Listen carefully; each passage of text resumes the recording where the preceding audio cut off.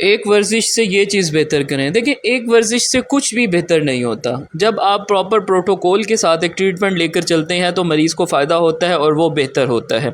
कोई भी चीज़ एक दफ़ा करने से या एक एक्सरसाइज करने से वो आपको फ़ौरन रिलीफ़ नहीं देती। वो एक्सरसाइज हर किसी के लिए नहीं होती।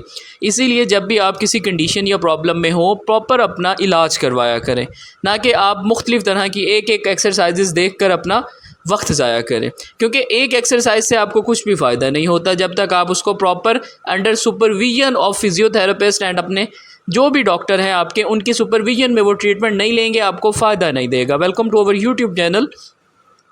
देखिए, फुट ड्रॉप के कुछ बहुत ज़्यादा स्पेसिफिक एक्सरसाइजेज आप लोगों से शेयर की जा रही हैं।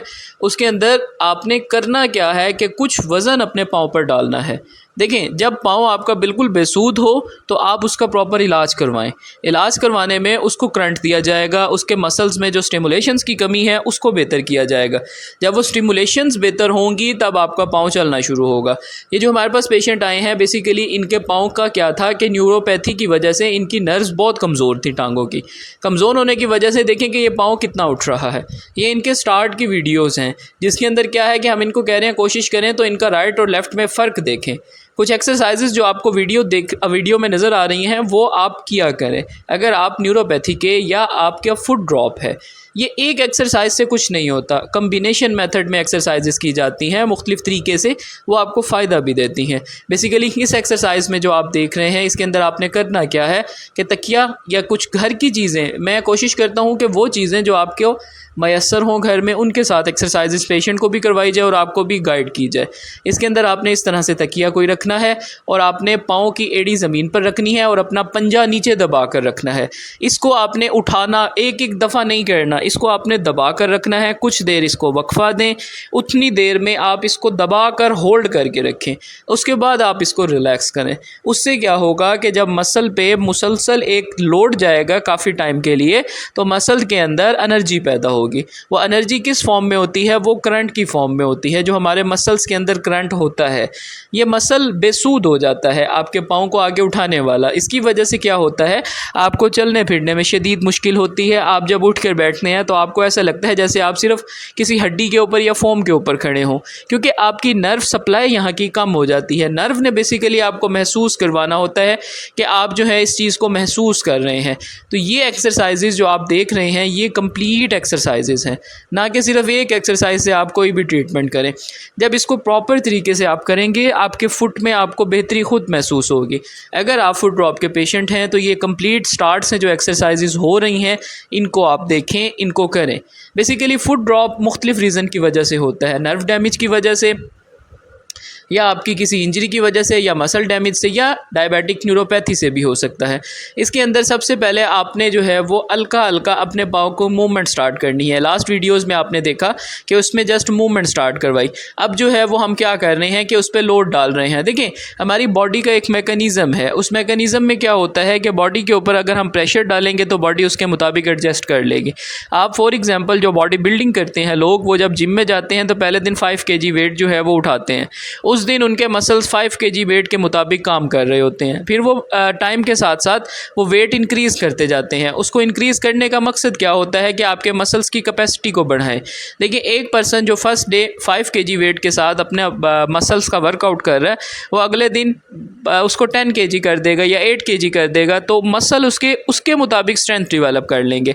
जब आपके पट्ठों पर जितना ज़ोर डाला जाए ये उसके मुताबिक स्ट्रेंथ को डेवलप कर लेते हैं, क्योंकि उनके पास और कोई ऑप्शन नहीं होता। अल्लाह ताला ने इनके अंदर ऐसी कैपेबिलिटी और कैपेसिटी रखी है कि ये जो है ये हर सिचुएशन को अंडरस्टैंड कर कर उसके मुताबिक एडजस्ट हो जाते हैं।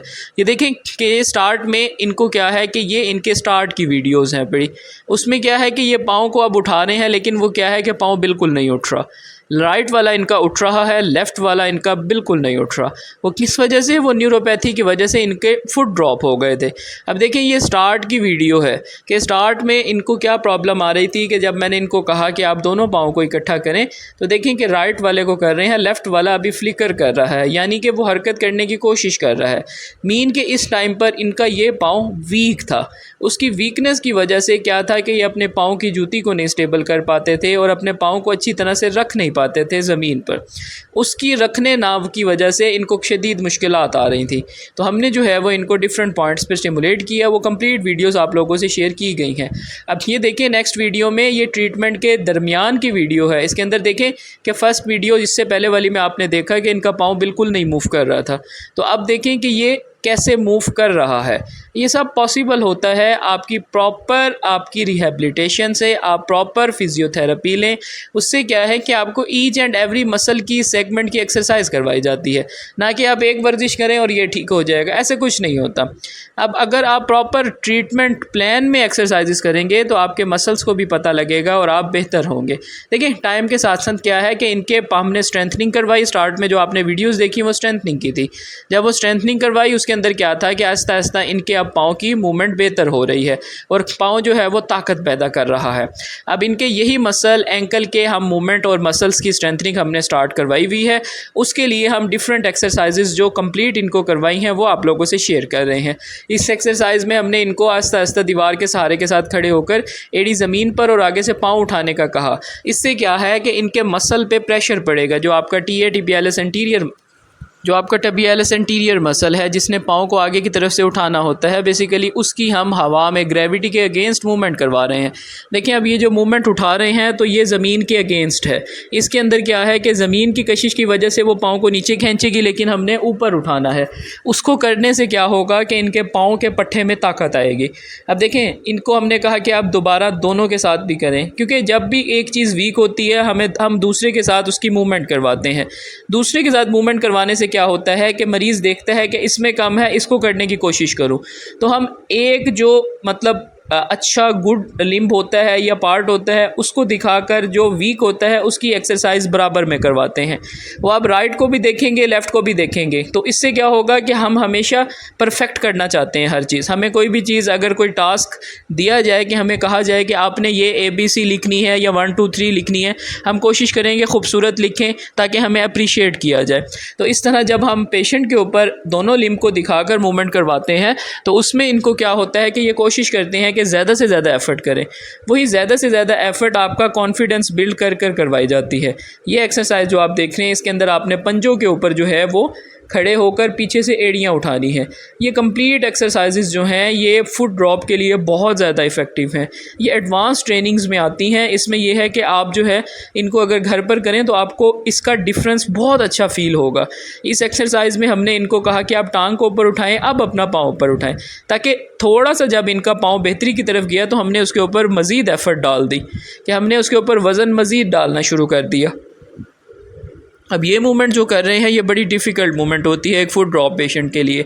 तो अब इसमें क्या है कि हमने इनको कहा कि टांग को ऊपर उठाएं और आगे से अपना पंजा उठाएं। देखिए प्रॉपर एक्सरसाइजेज आप लोगों से शेयर की जाती हैं। मेरी कोशिश होती है कि मैं कंप्लीट ट्रीटमेंट और रिहैबिलिटेशन के जो स्टेप्स हैं वो सब आपसे शेयर करूं।